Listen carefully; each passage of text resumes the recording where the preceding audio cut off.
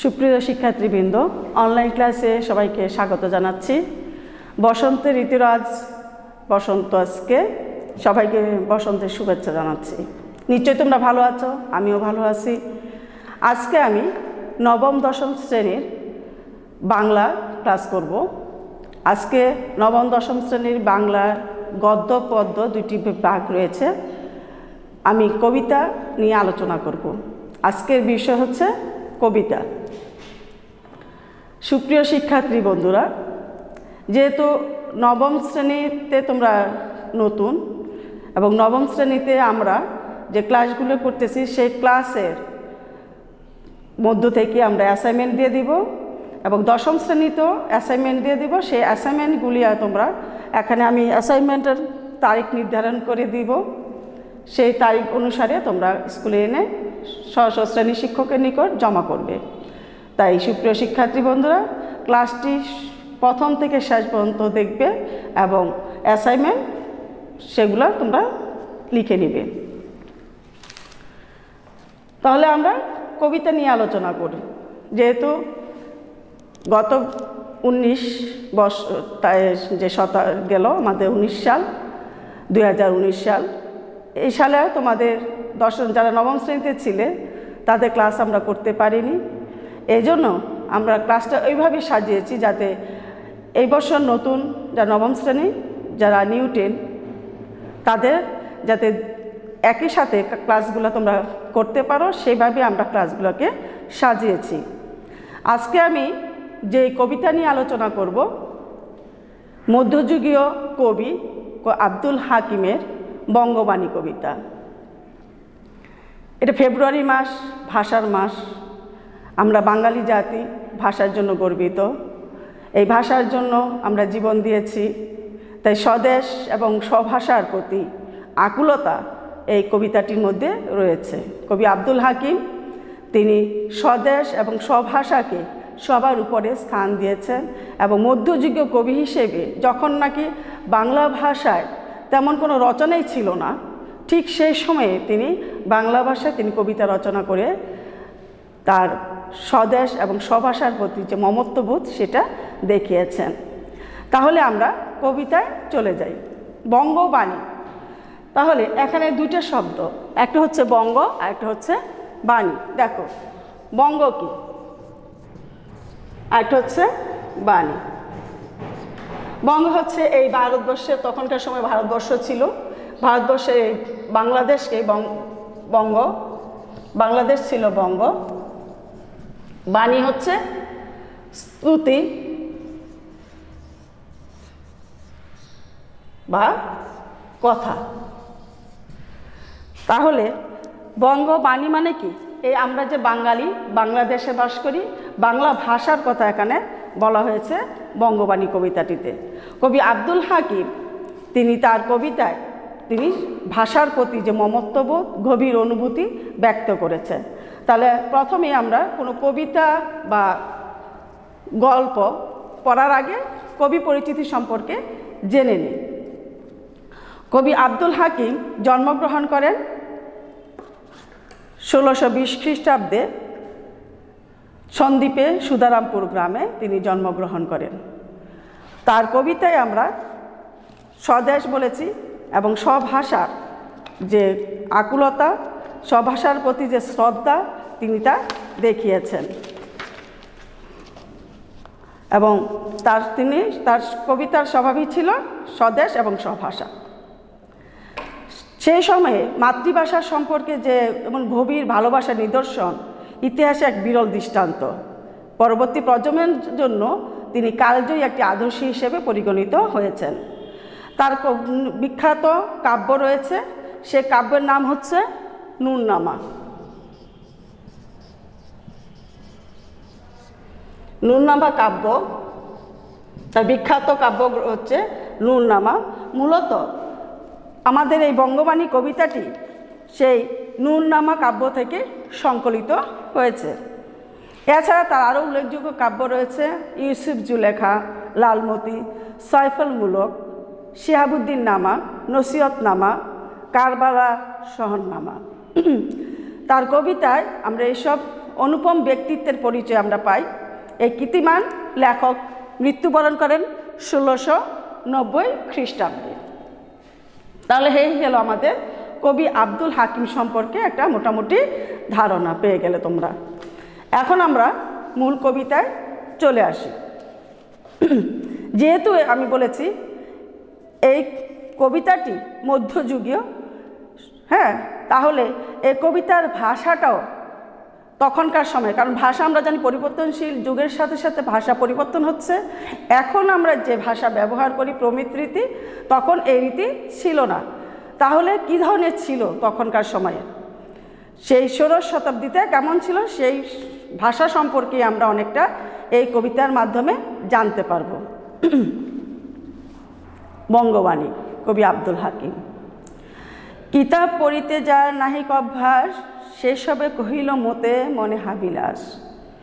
তে কাজে নিবেদি বাংলা করিয়া রচন, নিজ পরিশ্রম তুষি আমি সর্বজন।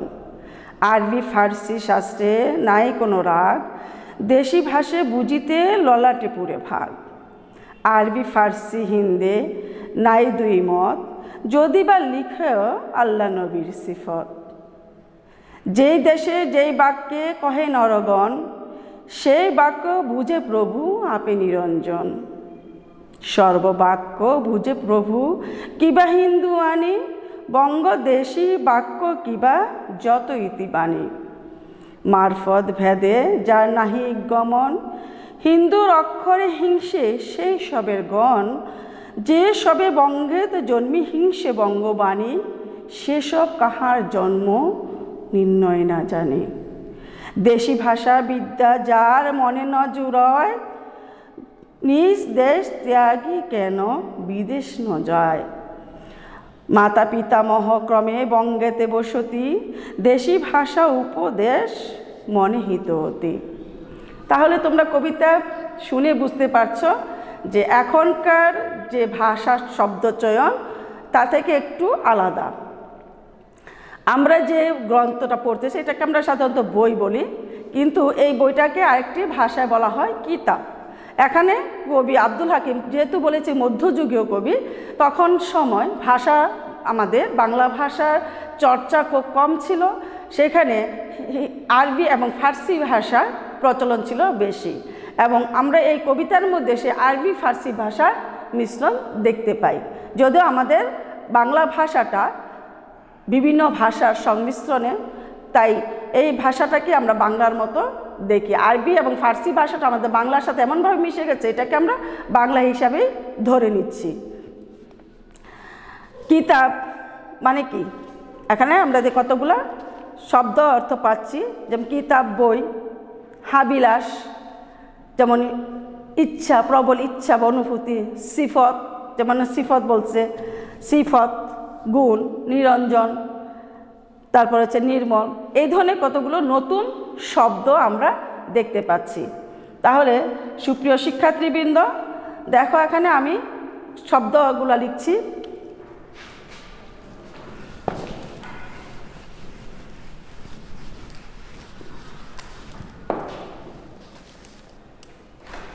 যেমন নতুন একটি শব্দ আমরা পেয়েছি, হাবিলাস।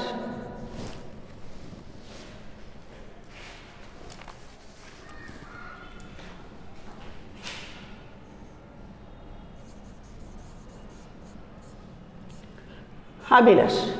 তারপর একটা শব্দ পেয়েছি সিফত,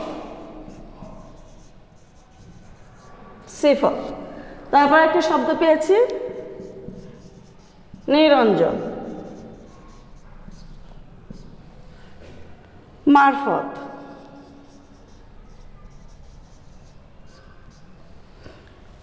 জুয়ায়,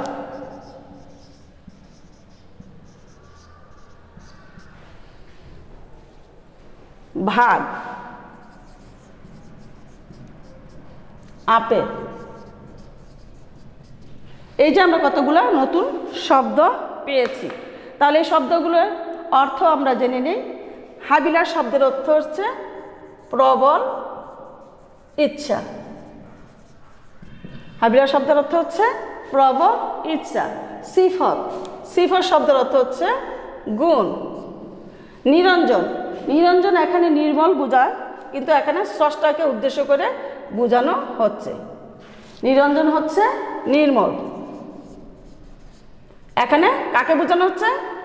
সৃষ্টিকর্তাকে বোঝানো হচ্ছে।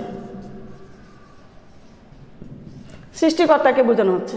মারফত, এখানে মরমী যে সাধক কবিরা থাকে, মরমী সাধক যারা আছে তাদেরকে মারফত বলা হয়, যারা স্রষ্টার সান্নিধ্য পাবার আশায় সাধনা করে থাকে। জুয়ায়, জুয়ায় হচ্ছে যোগায়।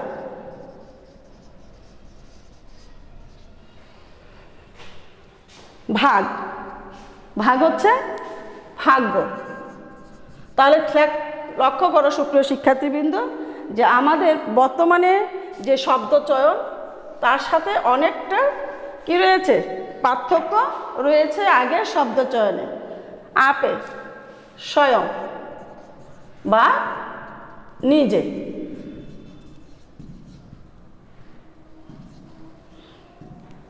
তাহলে এই কবিতার মধ্যে আমরা কতগুলো নতুন শব্দ পেলাম।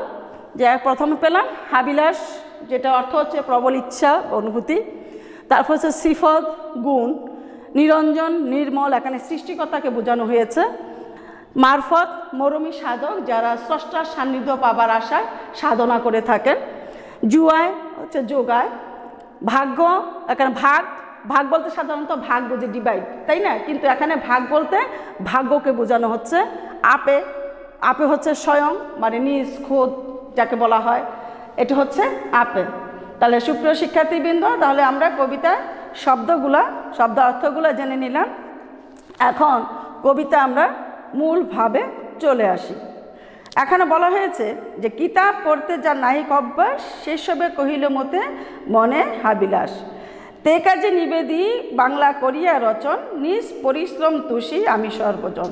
লেখক নিজেই বলতেছেন যে যাদের বই পড়ার একেবারে অভ্যাস নাই। কেন বই পড়ার অভ্যাস নাই? কারণ হচ্ছে আমি বাঙালি, আমি বাংলায় কথা বলি।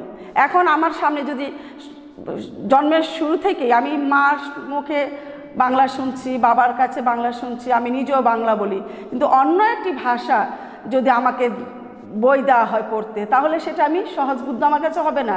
তাই আমরা কি করতেছি, আস্তে আস্তে বই থেকে সরে যাচ্ছি, পড়ার অভ্যাস থেকে সরে যাচ্ছি। লেখক সেই কথাই এখানে বোঝাচ্ছে যে বই পড়তে যার অভ্যাস নাই, মানে অভ্যাস হচ্ছে না, তাদেরকে বইয়ে পড়ার অভ্যস্ত করার জন্যই আমি কি করতেছি, বাংলায় মানে নিজ ভাষায় রচনা করতে বসেছি।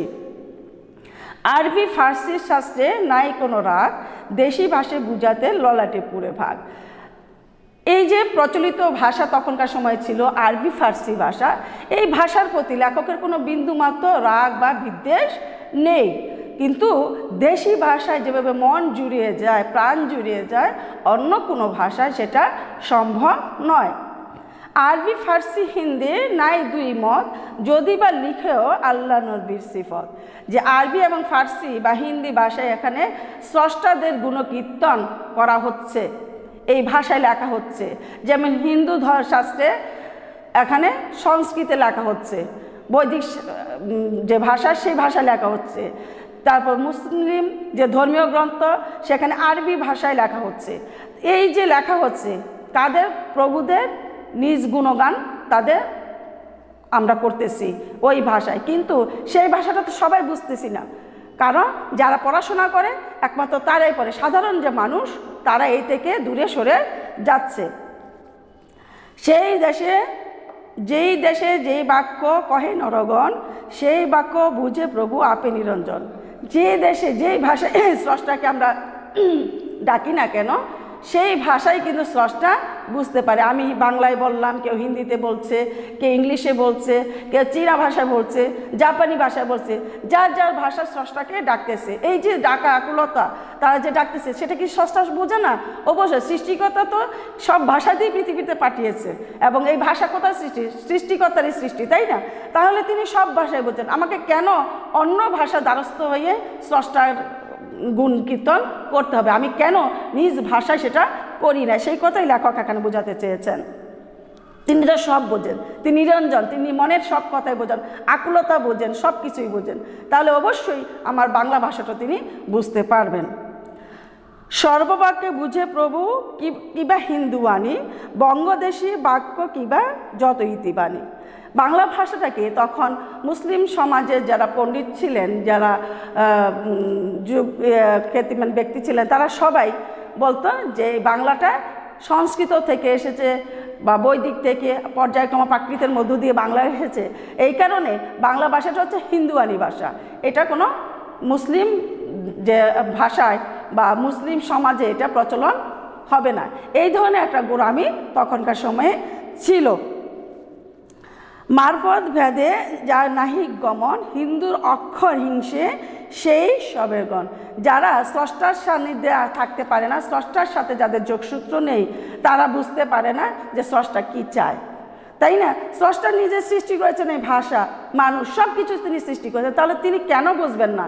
কেন আমরা বাংলা ভাষাটাকে অন্য ভাষা হিসেবে ব্যবহার করে সেটা থেকে আমরা দূরে থাকতেছি? সেই কথাই লেখক এখানে ব্যক্ত করেছেন। যেই সবে বঙ্গেতে জন্মে হিংসে বঙ্গবাণী, সেই সব কাহার জন্ম নির্ণয় না জানি। লেখক বলতেছেন যে এই বাংলায় জন্মগ্রহণ করেছে, বাংলাদেশে বড় হয়েছে, বাংলা ভাষায় কথা বলতেছে বলে অন্য ভাষাটাকে সমাদর করছে, নিজের ভাষাকে অবজ্ঞা করছে, তার জন্ম নিয়েও লেখক সন্ধিহান প্রকাশ করেছেন। লেখক বলেছেন তারা ওই দেশে কেন চলে না যায় যেখানে তার ভাষায় সাবলীলভাবে বলতে পারতেছেন বাংলায়, সেখানে কেন অন্য ভাষায় আমি দুর্বোধ্যতার সৃষ্টি করব? লেখক এই কথা তিনি বারবার বলেছেন যে নিজ ভাষাকে, নিজ দেশকে যেন সবার আগে স্থান দেওয়া হয়। দেশি ভাষা বিদ্যা যার মনে ন জুয়ায়, নিজ দেশ ত্যাগী কেন বিদেশ ন যায়। যে নিজের ভাষায় যদি তার মন প্রাণ না জুড়িয়ে যায়, তাহলে কেন সে এই দেশ ত্যাগ করে না, কেন এই দেশে রয়ে গেছে? লেখক প্রশ্ন করেছেন। মাতা পিতামহ ক্রমে বঙ্গেতে বসতি, দেশি ভাষা উপদেশ মনে হিত হতি। যে আমি শুধু না, আমার মা, তার বাবা, তার পূর্বপুরুষরা এই দেশে জন্মগ্রহণ করেছেন, এই দেশে বাস করেছেন, এবং আমি মনে করি তাদের যে মুখের ভাষা বাংলা, সেটাই সবচেয়ে আমার জন্য উপকার, আমার জন্য হিত, তাই না? অন্য কোনো ভাষা আমার কল্যাণ সাধন করতে পারে না।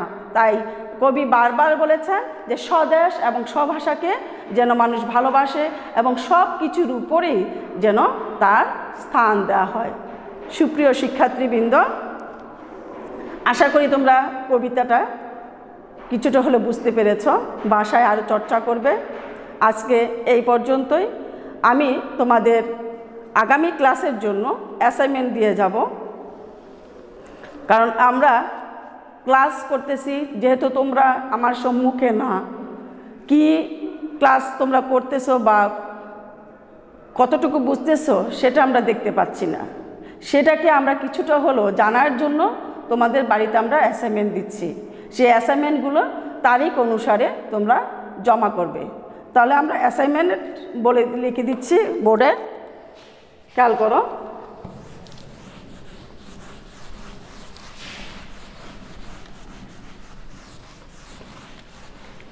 এখানে যেহেতু আমি নবম এবং দশম শ্রেণী ক্লাস করেছি, নবম শ্রেণীর অ্যাসাইনমেন্টটা হবে সোমবার, জমা দেওয়ার তারিখ সেটা 22/2। এটা হচ্ছে নবম শ্রেণী। দশম শ্রেণী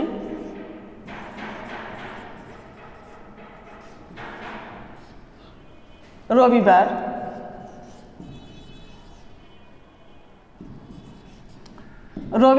আমাদের 21 তারিখ পড়েছে, সেজন্য আমরা এই 21 তারিখের অ্যাসাইনমেন্টটা পরবর্তী যে রবিবার সেদিন আমরা নিব। পরের রবিবার মানে এই 21 তারিখ আমাদের 21শে ফেব্রুয়ারি, সেই জন্য আমাদের প্রতিষ্ঠানে কার্যক্রম বন্ধ থাকবে। আশা করি তোমরা পরবর্তী যে রবিবার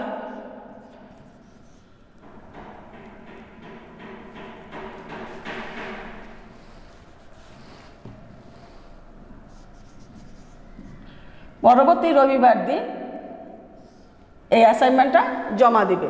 21 তারিখ আমাদের জাতীয় দিবস, 21/2 আমাদের জাতীয় দিবস।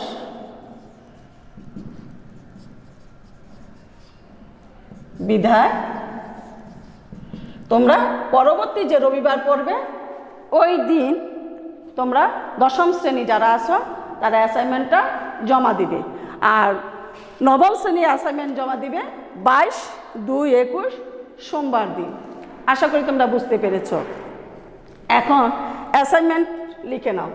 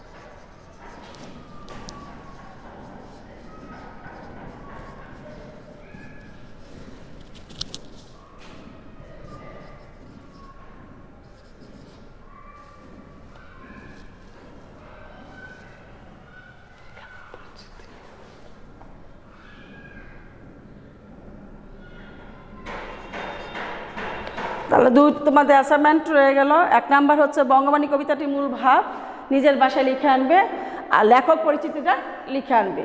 এই দুইটার হলো তোমাদের অ্যাসাইনমেন্ট। তাহলে নবম শ্রেণী অ্যাসাইনমেন্ট জমা দিবে 22/2/2021 সোমবার, আর দশম শ্রেণী যেহেতু 21 তারিখে আমাদের ডেটটা ছিল, 21 তারিখে আমাদের জাতীয় দিবস, বিদায় তোমরা পরবর্তী যে রোববার সেদিন এনে অ্যাসাইনমেন্ট জমা দিবে স্ব শ্রেণী শিক্ষকের নিকট। তাহলে ধন্যবাদ সবাইকে। সুপ্রিয় শিক্ষার্থী বন্ধুরা, তোমরা সবাই ভালো থেকো এবং নিয়মিত অনলাইন ক্লাস দেখবে। সবাইকে আমার শুভেচ্ছা রইল।